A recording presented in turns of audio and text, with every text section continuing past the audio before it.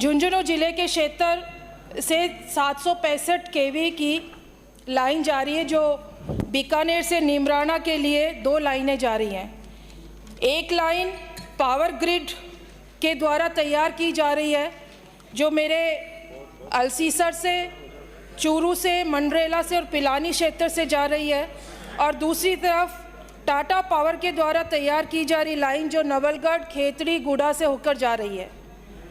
अध्यक्ष महोदय, वहाँ पर किसान पिछले 1 महीने से ज़्यादा से धरने प्रदर्शन पर बैठे हैं। उनको उनकी जो भूमि ज़मीन जो अवाप्त की जा रही है, ये लाइन डालने के लिए, टावर लगाने के लिए, कॉरिडोर बनाने के लिए उनको उसका उचित मूल्य नहीं मिल रहा है। हमने जो भूमि अधिग्रहण बिल लेकर आए थे, उसमें भी ये कहा गया है कि अगर किसानों की ज़मीन अवाप्त की जाती है तो डीएलसी रेट के 4 गुना उनको दी जाएगी, और जो कॉरिडोर होएगा उसके अंदर उसको 30% ज़्यादा मिलेगा। बैठ करके बात करें। लेकिन अध्यक्ष महोदय, काफ़ी समय से किसान धरने पर बैठे हैं, न सरकार न प्रशासन उनकी सुध ले रहा है। मेरी आपसे निवेदन है कि यहाँ पे माननीय मंत्री महोदय भी बैठे हैं, आप लोग एक डेलीगेशन भेजें, क्योंकि किसानों का ये बहुत गंभीर मुद्दा है।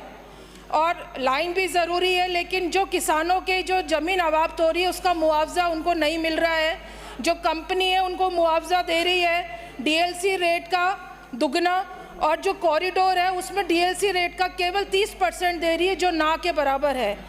किसानों के लिए उनकी ज़मीन ही उनकी कमाई है, उनकी ज़िंदगी है, और जब किसान चिंता और अवसाद में आ जाएगा तो निश्चित तौर पर उसका प्रभाव उनके परिवार पे तो पड़ेगा ही, लेकिन हमारे जो देश के प्रधानमंत्री है, स्वावलंबन की बात करते हैं, आत्मनिर्भरता की बात करते हैं, उनके विचारों को भी ठेस लगेगी। क्योंकि किसान अगर त्रस्त होएगा तो निश्चित तौर पर हमारे जो आर्थिक व्यवस्था है देश की, वो भी कहीं ना कहीं उसको भी नुकसान होगा। तो आप प्रशासन, अध्यक्ष महोदय, माननीय मंत्री महोदय, प्रशासन के कुछ आदमी भेजें और उनसे वार्ता करें। धन्यवाद।